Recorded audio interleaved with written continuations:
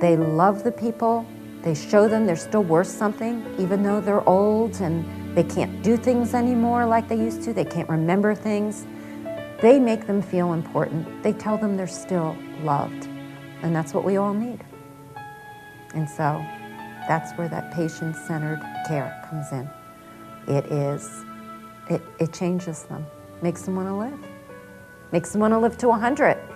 And in 2003, we adopted this wonderful philosophy of care called person-centered care. And in person-centered care, we as staff find out as much as we can about that resident or day center client coming into our communities, and then create meaningful days and care plans to help uphold their individuality, their uniqueness, so that we can provide the best care possible. Someone looking for care for their loved one would naturally want that.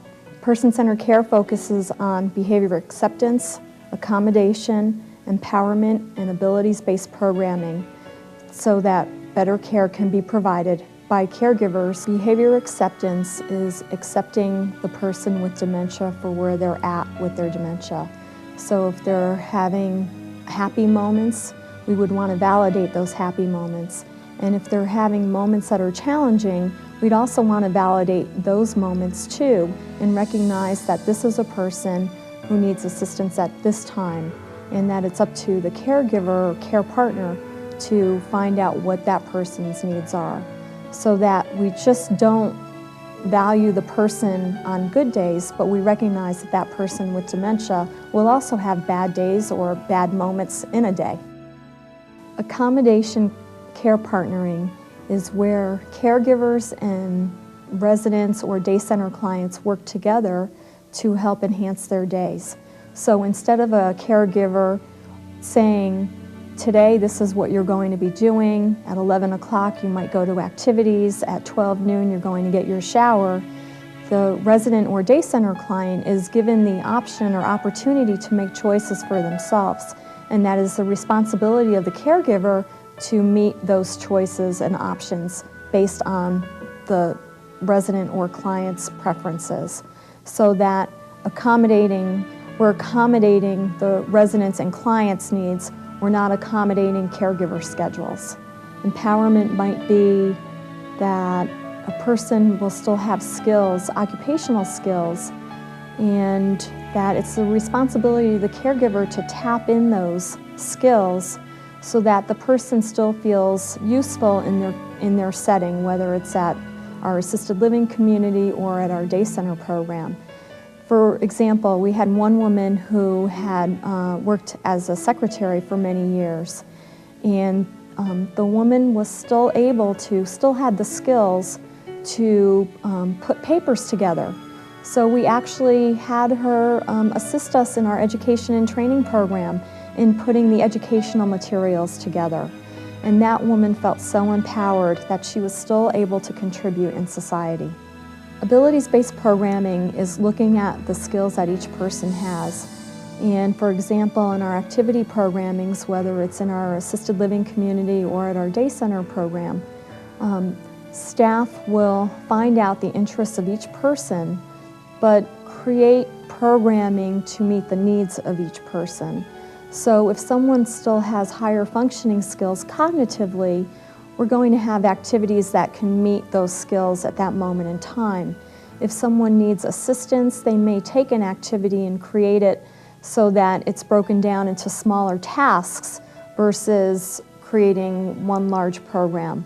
The common thread of the 4 focus areas of person-centered care is that we are maintaining the value of personhood.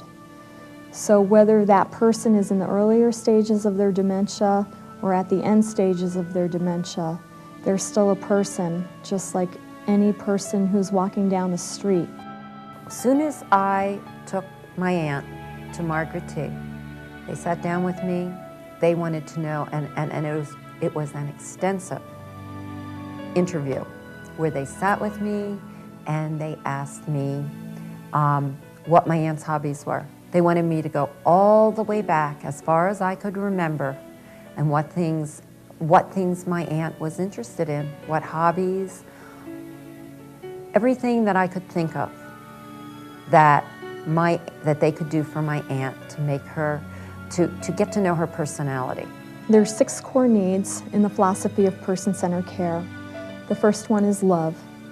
And when you think about personhood, as individuals, we all need to feel loved.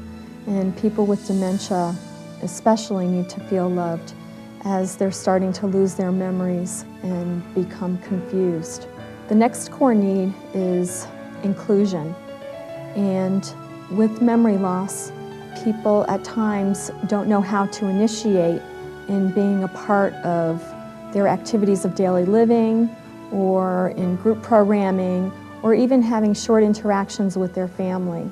So in the philosophy of person-centered care, we as caregivers and staff have to initiate that for the person by making them feel included in everything they do, day in and day out. The next core need is attachment. And with attachment, we find out from the families what were very meaningful to the person with memory loss, whether it was a woman's purse, a man's keys, a pet, a child. Those things can help relieve the fears and concerns of the person with memory loss to know that they have those very special things still as part of their life. Occupation is looking at the person's previous lifestyle and looking at the skills that they have and the skills they may have used, and how we can continue to have that person use those skills. So if someone was into gardening, and at all of our communities we have the beautiful gardens, we would want to help that person continue to maintain gardening by using the skills they have. The next core need is comfort. And comfort can be seen as an emotional comfort or a physical comfort. So if someone's upset about something, it's up to the staff to try and figure out what is bothering the person, and then acknowledging that, validating their feelings versus just telling the person, it's okay, it'll get better. Because we as people don't know, we may never know what's going on in that person's mind. So we have to validate that they're upset about something. And we also have to share in the joys too, and create little celebrations day in and day out for the people that we're caring for. The last core need is identity. In identity, we try and find out the resident or day center clients' life histories so that we can include those life histories in daily care at our communities. So we'll find out what the person's educational background is, what the person's schooling was, what hobbies and interests they had, what volunteer work they had, family background, and try and include those things day in and day out in their care. The more we can understand about a person with memory loss, Alzheimer's and dementia, the more we can uphold and value their personhood. They know each person and what their capabilities are and how to bring them up, how to handle them. I think it's very unique. We're going to acknowledge the special uniqueness about your loved one, about everyone's loved one, about every resident, every day center client that we're serving, so that they can have the best care possible. They constantly love these people to death, and it shows. You know, they look at each person as an individual, and that's patient-centered care. Because they look at each person as an individual and they say, you're special. And I think that's how they approach each person. Person-centered care is very important to our organization. We see this as a lifelong journey, not as a destination.